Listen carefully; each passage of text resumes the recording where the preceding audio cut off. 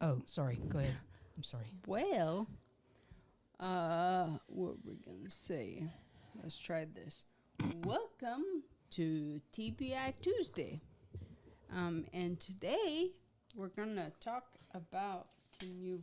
Oh, sorry. What you need me to do? It's stuff is a mess. Yeah, I'm just trying to get everything. What do you call it? Worked out. Got the cursor on me again. The cursor on her. Okay, well, firstly, I'm sorry that I didn't see the comments on Facebook the past couple of times. So today I'm trying to do it different. I was trying to do it to where it would show up in here, but I haven't quite got there. But it is. We've got another method you can use. Yes. So we're good. What do you call it? I do know the issue. Well, I mean, I do know it's not working, but then I appreciate you. And so I've even tried to work on the, echo. So hopefully that is working. So Deep how breaths. are you doing, Paula? I'm doing great. Today we had planned on discussing. We thought we'd let the dogs talk for a bit, and then Yep. There's that. Huh? so we were going to discuss. It was something I had found actually on TikTok, which has become a. Sorry for the dogs. We have dogs. Something I had noticed or found on TikTok where a lot of people. Lucy, please do something. Sorry, folks. A lot of people with the TBI, how some of the symptoms or deficits from a TBI correlate or relate to the same kind of issues people with ADHD have. Excuse me. And I found that to be very interesting because of the medicine that Dr. Goley, Aubrey's neurologist, put you on, year ago? Do you remember? When they put me. Yeah, it was not quite a year. Well, maybe it could be. Yeah, More 2020. focused, believe it or not. Right, Yep. but what was the medicine? And hey, Ritalin. Ritalin, yes. Yep. Yeah. So- And that's what they give kids who have ADHD. Correct. Yeah, So- and that's, yeah, how should I say? I had another medicine that I'd taken from the time I was in California in the hospital. So it was, 5 years? And it gave me I forget what you call it. Basically, my legs look like spider webs. It was like Levardo reticulus something. Oh, with the purple splotches. that Yeah, were up so and it down made your me legs, yeah. very cold all the time. I had always been a hot-natured person, but then I was like cold-natured all the time. But still, the change in the medicine has not helped that completely, because that's part of a TBI is regulating your internal body temperature. Yeah. And that's one of the reasons that you always feel so cold, or much more so than you have in the past. One thing, By the way, sorry, 1 second. I will say hi. Hey to India, what's up? And sorry, I can't bring over Facebook comments yet, but hey India, hey David. Sorry, I went to sleep by the time you came back. Oopsie. And yeah, glad y'all are here. Sorry, babe. Go ahead. That's okay. I tend to interrupt. that's okay. That's part of the. Yeah. One of the, I hate the word they use the word deficit when you have a brain injury. And I mean, technically, I guess that would be the right term, but it's more so just another way of having to function in the world, right? Yeah. Because I don't vision like people who hearing loss or eyesight issues or whatever. It's not really a deficit. It's just the way they hear and or see the world, and there are things out there that you can do to help. Yeah, and she's sweet. Like, it's not a deficit. But yeah, that was actually, side note, sorry, seeing distraction all over. But basically, that was a big thing to me because I'm like, what? I have deficits? Yeah, it's a negative connotation. And there was actually a certain thing in the hospital, a family member said it was a joke, like, hey, Aubrey used to be above average, and now she's just average. I'm like, what? I'm like, so I did used to take, I was pretty an intelligent person. You're still very intelligent. So, yeah, that was. Things might be a little bit slower, not because you're not getting it, but just the pathways you're having to take within your brain are not as direct as they used to be. So they're going around. They get to the same point. It just takes a little bit longer. So you've got the ability, you've got the intellect, you've got everything you've had before. It's just slower in getting there because of having to redirect. Hey, Nor, how are you? Oh, hey there. What's up? Good to see you. So I think you've discussed this before, this specific type of traumatic brain injury. Oh, yeah. So I guess I should say that. So my specific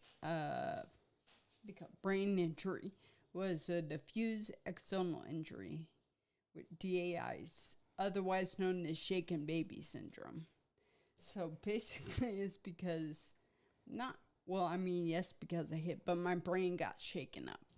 So, and when that happens, the axons that carry the information to wherever it's needing to be in your body, a lot of those have been sheared. And with the DAI, it's not a localized injury, like if you just hit your head and caused injury to that portion of your brain. It's it can be more diverse as far as the landscape of your brain as to what it affects. Yeah, and that's actually a good point, because I did, I think, come down and hit the front left of my brain, but my strokes, I had 3 strokes happen in my bottom or back right of my brain. That's when my left side is affected. Oh, and also another little thing, I'm like, Paula knows no more about my injury than I know, and I was like, wait, what? Well, I just like to know about people. I've got a friend that lives in a different country. I've done some research on the other country. And I've got a friend that lives up in the Northeast. I've done the same thing just to see what the world's like for her, because I know it's going to be different. And unless you know a little bit, I mean, you know what people tell you, and everybody's perspective is, their own experience, but just to kind of see a bigger picture. So, yeah, I did a lot of research when we first met and trying to get a grasp of, because your story was so compelling and it was just heartbreaking.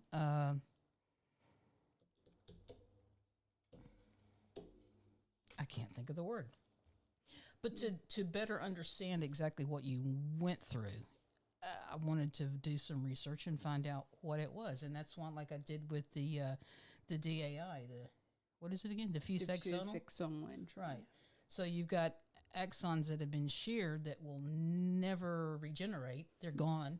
Yeah, and that was a big thing to me, like when they kind of explained it. It's like your brain matter, dark and white matter. So it's like shearing. Shearing actually means tearing. So it's like they were together, but then they sheared. So it's like all those connections. So like I used to be a software engineer. I tried to code. No. I tried to type. No, I didn't remember.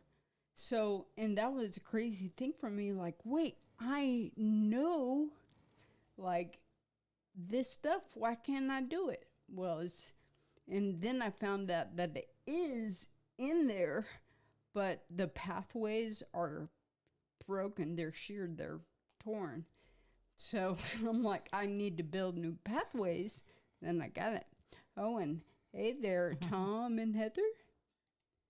There's Tom. Sorry, go ahead. That's okay.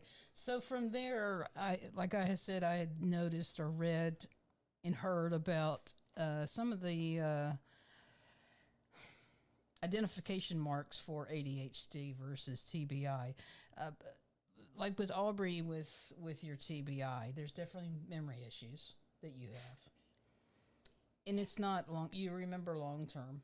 It's the short term memory that you typically have an issue with. Correct. That's the thing that's crazy to me too, because I'm like, that's not how it works, right? I should just not be able to remember back, but forward, I'm fine. Frustrating. I lose stuff all the time. Oh, well, just to let you know, I got this thing. I was so excited about it. Last time, 8/11. I was supposed to do this every day. And that's part of the TBI is being able to stay on task, stay focused. So you come up with the solution. I came up with what I thought would help you with everyday things, because I know at the end of the day you'll make the comment, well, I was going to do this, this, and this, and I got distracted. So I stated, okay, let's get big Post-it sheets of paper. We'll put them in various spots in the house so that every day you've got a reminder in your face, this is what I want to do. Yeah. And in theory, it's, I think, a good idea. Yep. It's just not been put into practice. Do it. Right. And that is the thing, and I appreciate that, by the way, just in case I haven't told you a million times. No, it's a great idea, and I need to. I get frustrated with myself. Well, I mean, yeah, you do get frustrated, and I wish you didn't, because this is now life. Yeah. So now it's a matter of, okay, so this is how my life is going to be. What do I need to do? Am I okay with it? Does it really make a big difference that I've forgotten to do certain things? Because there's always tomorrow. You can do them again. Yeah. You've forgotten appointments that probably didn't need to be forgotten. Yeah. I forgot one yesterday. And I forgot one today. Yeah. I rescheduled it for today. Forgot. I'm like, ugh. Oh, and that's also because I could not sleep very well. Which is also a TBI issue. Yeah. So I'm like, gosh, Sleep when issues. I first, and that's why I was like, oh, I escaped that, because when I had my accident, man, I could go to sleep like that. I was out. And it was awesome for, about a year? Yeah, about a year. And then that's when you got to come in and join the fun. So, and then it has been fun. Oh, It's always you're fun. sweet. But yeah, then my sleep was terrible. I'm still working on it and finding things that work. But yeah, I could not go to sleep until June. Well, anyways, it was late or early. Oh, last night, you mean? Yeah. It was like 1 o'clock, yeah. Yeah. Yeah. I thought it was later. We can say it was 2 o'clock, but that would be a lie. But we'll see. Oh, gosh. So, but I mean, everybody has problems with sleeping. I have them from time to time where I can't go to sleep and I'm up. I mean, everybody has problems, and whatever it is, you just deal with it, or you can either accept it, or you can accept it with the notion. It sounds so Southern.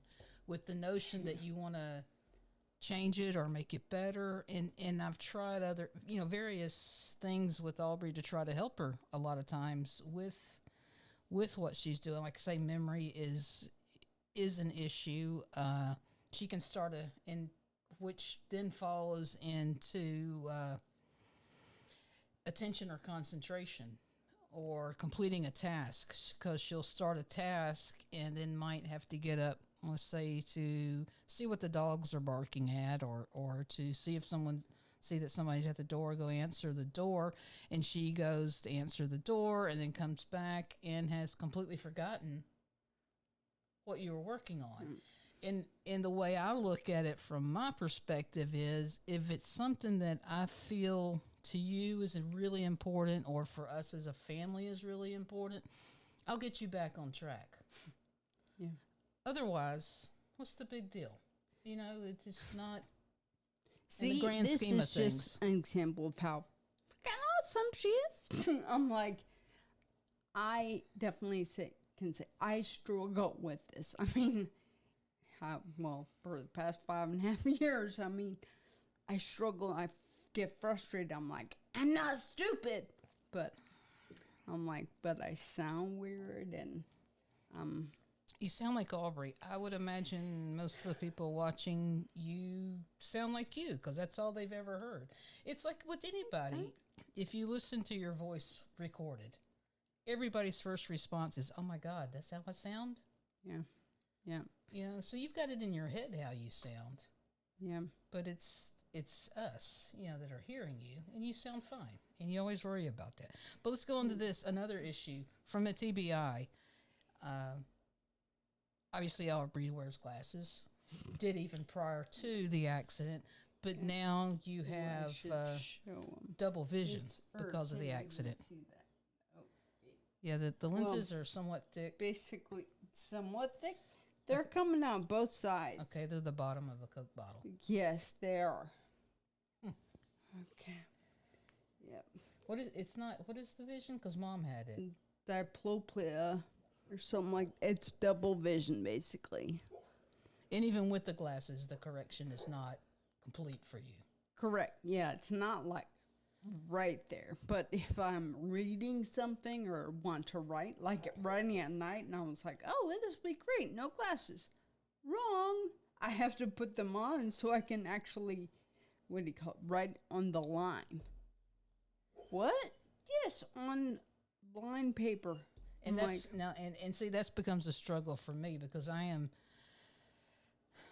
never been clinically diagnosed as OCD, but Google has given me a pretty decent medical degree, and I'm proud of that degree. But I mean, I'm very particular about how things are kept in the house and cleanliness, and I just want everything in order. And a lot of times, biggest pet peeve is when you get yogurt on the refrigerator handle. But I try to keep in my mind, okay, with your vision, you probably don't even see it. Yeah. So I try. So now it becomes my issue. It's not your issue. It's an issue for me that I'm having to deal with. See, this is a whole new side of us you get to see. Oh, the Virgo versus the Aquarius. Oh, and with the TBI. Woo! And I'm double way vision. over there. Yep. So I'm like, I think it's kind of hilarious if you think about it. Like, how do you say? She is so particular. Tom, that is terrible. And so like clean and hey, let me see. I'm bad at getting distracted. And then let's see, and then so yes, she is very particular in this and that, and I'm just like, whatever, this good, whatever, hey, let's have fun. So, and it's funny because all growing up, I wanted a wife who could clean and organize and everything. And I'm like, oh, yeah, I got it. But then I kind of feel bad because I'm like, I am not. And I'm doing a lot of cleaning and organizing behind you. But I would do that, TBI or not TBI, because of my issues. Well, you say they're issues. I think they're magical powers. They can until the point that it just, I mean, I can't function unless I vacuum every day. I mean, who does that? Well, hey, you love your Dyson. I do love my Dyson. Yep. It's magic. I have to have a contract. I have to sign something to even touch it. The cheaper Dyson you can use whenever you want. It's the Cadillac that you have to, the Mercedes, the Rolls. Just like that, huh? But hey, you know, so, sorry. Yeah. But no, she enjoys it, and I'd say go for it. And, okay, so go back to the ADHD and the TBI. Yeah. I did read that brain injuries are more common in people with ADHD. Oh, yeah. Yep. Because of their impulsivity, sometimes not thinking through a decision and not looking at everything, you know, just being impulsive and just getting out there. But I also read too that, and let me find my notes here. Here's also another difference between us. She actually made notes and studied, and I'm like, whatever. Well, I wanted to make sure we covered everything. Yes. But I also read that ADHD is a common behavioral neurobehavioral consequence of a TBI. So a lot of the, here again is the word I don't like, deficits that you have are very similar to deficits that people have that have ADHD. Not staying on task, having a hard time focusing, having a hard time concentrating. What were some of the others? Misplacing stuff. Oh my gosh. That's daily. Yes. And what do I tell you? A place for everything and everything in its place. Oh boy. You use it, you put it back, you know where to find it. Just have big pockets, put everything in your pockets. And then forget to take it out, and then they get washed, and then they have to be replaced again. No, I usually always take everything out of my pocket. That's right, yeah. You do. And go, real talk with Aubrey and Paul. So another thing and I've heard you mention it before on your podcast that you have, and I don't know. Yeah. Oh yeah, Heather, she has that too. Staying on a specific train of thought. Yeah, it derails a lot, and it's either entertaining or if it's important, we might take that exit, but then we get back to the topic at hand. But it's just a way of navigating life because we all have whatever shortcomings that we have that we deal with everything. So, but one thing you do have with your TBI that I think is extremely interesting that does not correlate with ADHD, and I don't know if it was a stroke issue or a TBI issue, is the fact that you can just cut yourself straight down the middle, and on your left side, the pins and needles sensation. That's definitely because of my strokes. Okay. And we've been told, because we've had some scares where your arm seems like it was seizing up, and the feelings were firing differently, and have been told that maybe some neurons are starting to refire and redirect the appropriate feelings into those areas. Yeah. Even got checked into the hospital one night. But yeah, that was actually ended up being a dehydration, though, which is another thing with TBI as far as forgetfulness. Aubrey will forget to drink during the day. She'll get hyper focused on a video or a book or anything else she may be doing, and she'll have a huge container of water sitting next to you. Yeah. But it never gets touched. The intention is there. Right. But the follow through is what's the most important. Well, which is, yeah, that's the thing. But everything, not everything, but a lot of the issues that you have. Oh, that's an interesting question. So So, what do I say? Well, I've talked to her, Dr. Goley. I always say she's the best. She's my neurologist here, best one I've ever had, I think. Anyway, she was saying something about like spasticity, and I'm like, I'm not a spaz. But then I looked it up, and I'm like, oh, yep, totally.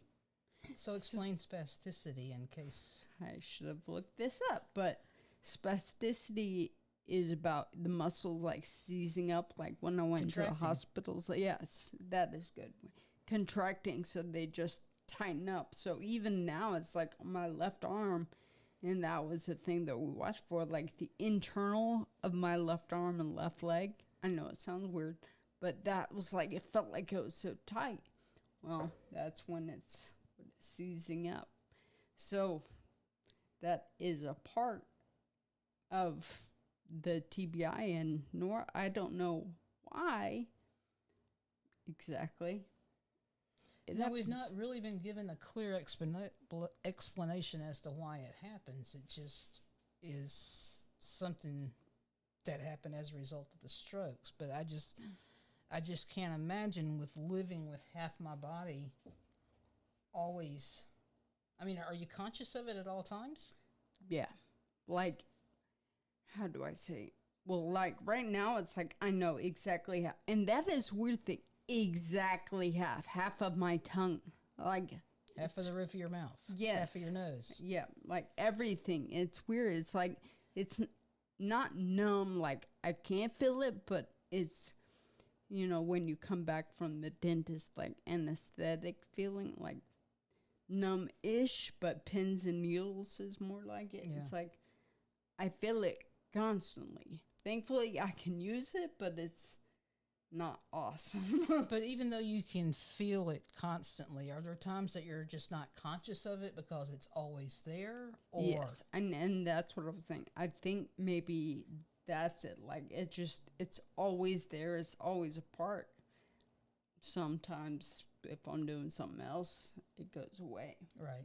Because I know, Well, like, I mean, not goes away, but I don't think about right? it. Yeah, because I have ringing. I have tinnitus. Yeah, I was about to say. So I have ringing in my ear all the time. Yeah. Right now, it's not bothering me because we're talking and it's in the background. But I mean, there are a lot of things I can no longer hear pitch wise, particularly because of the ringing. It matches that ringing, and the ringing drowns out whatever that particular pitch is. Yeah. But yeah, it's always there. But sometimes, definitely, it seems much more pronounced. Although it never changes. It's just whatever I may be doing or whatever the environment is at that time that I recognize it more. And but I mean, it's just like everything else. You just learn to live with it. It's true. I thought actually it'd be awesome because my left side I could get tattooed, wouldn't feel it. Well, I had already had my sleeve, so when I did this, I'm like, it's amazing. I'm like, how do you say? It's not that it hurts. It's what do you call it? Like it just moves. Yeah, it jerks. Jerks, yeah, like I have issues with jerking. yeah, so I'm like, well, darn it, that messes up that advantage. Okay, so we have, like I said, we have found ways or working on ways to help Aubrey and us both navigate our lives together as far as issues that she has and frankly issues that I have as well. I mean, it's just like with any other couple. There's always something that you both have to overcome and or accept and just learn to live. This is the life that we have and deal with it. I know memory's going to be an issue with you. I can either remind you of things, or if it's something I don't want you to remember, that works to my advantage too. So, Hey, are you singing? I am. Yep. I am. Can't believe it. Just get me to forget about it, huh? But I straddle the line on sometimes with reminding you of stuff versus is it nagging? Because I don't want to cross that line. Yeah. You know, and just aggravate you. Yeah. But I want to help so much that sometimes I feel like I have crossed the line. And that is a hard thing too for me because I'm like, I don't want you to always think I'm always nagging my wife. I'm always here. I'm always telling this and that. I'm like, I want to do some things. I just forget or I get distracted or I don't know how to explain that. I'm like, for real. I'm not just whatever. It's like, totally forget. I want to do it. I'm all about it, but. And then I'm bad about, well, it's not done. I might as well just do it myself versus saying, hey, Aubrey, did you forget? You still have time to do it. Should I do it? Yep. So, yeah, that becomes an issue. Another thing that I noticed, not ADHD related too, is a lot of times when we're talking, you ask me to repeat myself. Yeah. Or you didn't hear what I said. And I have the same issue. I mean, my hearing's not anywhere like it used to be. But a lot of times, and I'll get frustrated because I'm like, oh my gosh, it seems like every time I'm having to repeat myself. But I wonder, I don't think it's hearing. I think it's processing. Yeah. And you get me to repeat it as if it's a hearing issue, but what you're really doing, in my opinion, is stalling for time because you heard it the first time but you're trying to get it processed so that you can answer the question or comment on something that I have said. Are you saying I'm manipulative? Yes. Wow, just like that. But no, I will say that is something that they say is a thing, and I'm like, no, I can do it, But I do take longer to process things. I'm like, I remember especially third hospital, my speech therapist was trying to get me to admit or find out if I had aphasia, where I can't think of certain words or say certain words. I was like, no, I got it, I'm good. Totally, I have it. I'm like, why was it such a big deal? Why didn't I admit it? I mean, now I'm suffering through it. I mean, I don't think there could have been change, but... No, and as far as the processing, you still process. Yeah. It's just because of all those axons that were sheared with your wreck, the processing is no longer taking the direct route. It's taking a detour. So you get there. Yep. So just tell me. Just when I ask a question, just say, hey, give me a second. I'll get you the answer. Yep. There we go. See? Get to do a little therapy 101 with us. And my final subject topic, I guess, was I know a lot of times you get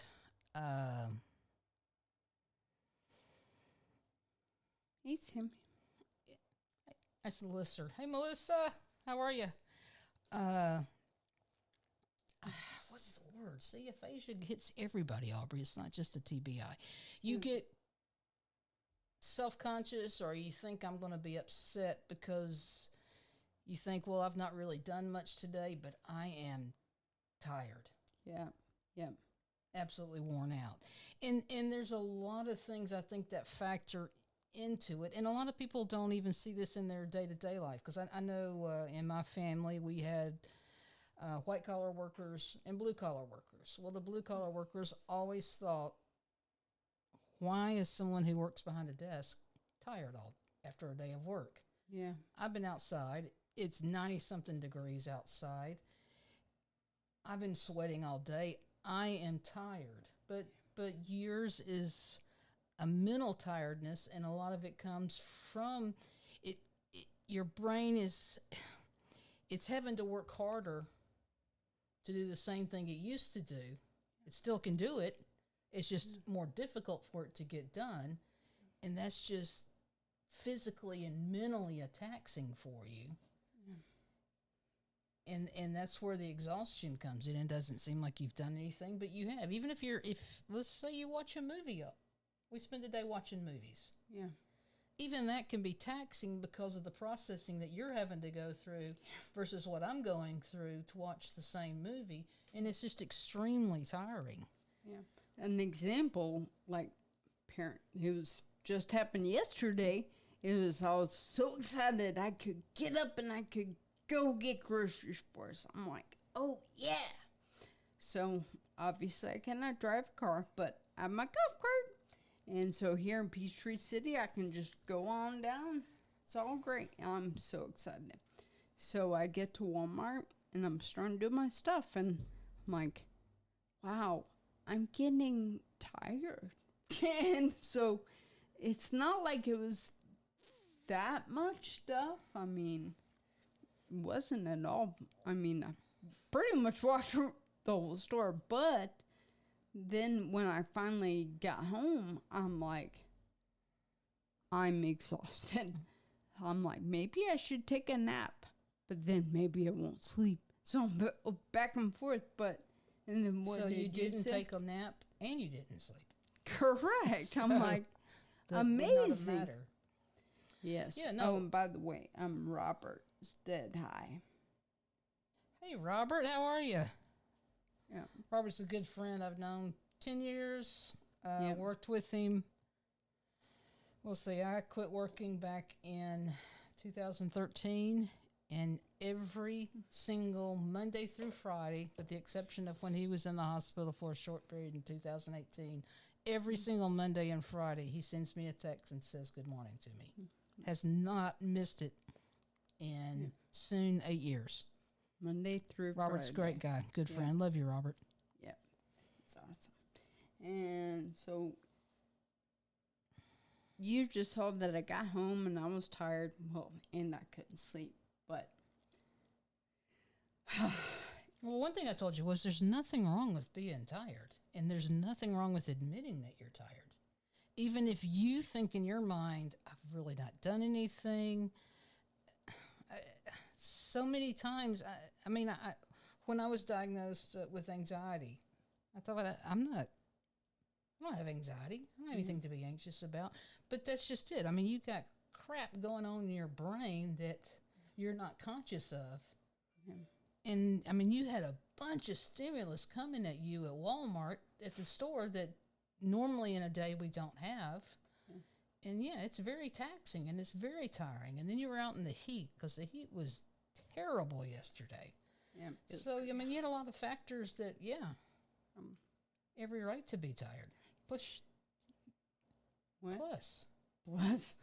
So when I was in the hospitals, just to let you know, so the whole, I don't know if it's, there's a word for it. I cannot think of it, but interaction. Anyways, so they wanted to reduce on distraction or activity or whatever. So they said only 2 people at a time could be in my room.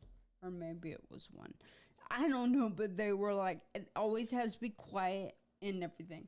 And my mom would always joke around because I would have my friends from the AIDS life cycle, the bicycling community, and they'd always come see me. And the nurse, it was funny. They're like, we've never seen this before. But they'd come back in there and I'd be all, hey, what's going on? You know, we'd just talking. And then they had to put up the sign like, nope, she doesn't need all these visitors. I'm like, wait, what? But it was just There was too many distractions at one time hitting you. Yeah. And it's just a lot to process. And because of, after your injury, the processing is a different beast now for you. Yeah, it was exhausting. And of course, obviously with the TBI, the best thing for it initially, particularly, is rest. Yeah. And therefore, cutting back on visitors is definitely one way to get it. But another thing, as far as, the friends were like a stimulus to your brain that you didn't need at that time because it did need to rest. You needed to rest. Going back to my OCD, as far as having things in order and in place, and part of that to me is, like if I look at your desk, I see your brain. Yeah. Because there's just stuff everywhere, little stuff, just all over the place. And I know that's what's going on in your brain. You've just got so many pistons firing right now, and therefore your concentration is not there because so much is going on. But if you simplify, and if you're not working on something, put it out of sight, then that's not something your brain subconsciously is focusing on, and your concentration and your attention can be better. Well, that is true. I knew my desk was going to come up here. Drives her crazy. I'm like, oh, I'm just here to help with your patients. Yeah, you have a lot of therapy on my patients. And it's been good for me. I need it. There we go. But it's enough. Oh, well then. All right. Some... Anything else? I think we've covered it all. I was just mentioning the similarities with ADHD and TBI. If you want to quickly recap what I found was like with the forgetfulness that you suffer with, difficulty staying on task. Yeah. Well, and that's a thing. Yeah, she already said the memory, staying on task, attention or concentration. And I saw something else where it was like, actually, those with, ADHD and TBI, it's like we spend so much, so much energy to like use our brains. We're tired. Mm-hmm. We get tired. Very tired, yeah. And it's amazing. Like what? Oh gosh. Hey there. Well, another thing that was mentioned too was misplacing items, and this works for everybody, not just TBI, ADHD, anybody and everybody. You know, you come in from the store, you come home from work, and you've got your keys in your hand, and if you're not the type of person that has a specific place they always put their keys, you know, you think, okay, I'm going to put them right here, and you're thinking, externally, you're thinking, I'll remember that, but internally, your brain is like, that's insignificant. I'm not going to waste my time trying to remember that. Yeah. And then it's lost. Yeah. And that's something you do quite a bit, because I hear it several times throughout the day. Have you seen my, do you know where my, and I know if it's something you've left out that I've touched, it's either I can tell you exactly where it is, or I've chucked it. It's thrown away. Yep. But if it's something you've done with it's something she squirrels away. She's squirreling. I like stuff out of sight. So, in a good way, it's good. I appreciate that. It's a calming effect when everything's put away and you have clean surfaces and order that brings order and calmness to your mind. See, she is provides my justification. I throw in the junk. I'm like, here we go. No. So, but yeah, just the multitasking, no way. Organizations. Oh yeah, and that's, you get on to me for that all the time. What? Well, because we'll be watching something on TV. Yeah. And I'll be playing a game on my phone at the same time. And she's like, you're not interested in what we're watching? I'm like, I'm watching it. But you're playing a game. Well, yeah, I can handle it. Wait, handle it. And now I'm thinking, I'm like, is that something I used to do? Is it a common thing? I'm like, I don't know. Yeah, I don't know if it's common or not. I know I just grew up, you know, like watching TV or listening to the radio when I did my homework. You know, I can't. I mean, even back when we had, you know, years ago with just regular TV, I would never watch just one program at one time. Really? I would have at least two going, Oh, yeah. you know, and flip back and forth. Because I know my ex would, you know, we'd be watching something on TV, and my ex would be like, well, I don't remember that person being in this show. And I'm like, you idiot. I'm changing channels here. Yeah. I mean, you see the flip when I do it. But, you know, so, I don't know. Maybe that's an issue I have. Okay. Oh, hey, Leela. How are you doing? But yeah, the whole flipping of the news, or no, flipping of the channels of TV. Good thing we don't have cable. But yeah, we don't. Everything's. We don't really even turn our TV on for that much. We have one Correct. TV, Yep. and it's rare that it's ever turned on. Yep. But we have our iPads, so we do watch. Yeah, so we use the iPad, but I'm like, But even that, it's just one show that we'll get on one show, and that's it. That's all we watch. just watch it all. Yeah. And well, I don't know if it's just after the injury or before, but I'm like, dude, I just watch the show and that's it. Like, don't need to do this, that, and the other. Just watch the show. So, oh, yeah. Hey, okay. Listen. So you want to wrap it up? I think we're going to do that. Okay. Well, when we finish, I'll go back to the Mick Jagger story for you. Oh, gosh. See, she'll let you in on secret. All right. Well, thank you so much for tuning in, stopping by to say hi. And Hi. I know that sounds That really was southern. bad. I would like to say that she's a southern one, for real. You were wearing this out too. Well, I am, but I was always keen not to have a southern accent. It's just because I talk slow. Yeah. Anyways, but thank you all so much for tuning in. And remember, above all else, you matter. Your story matters, and you belong here. Cheers. You belong here.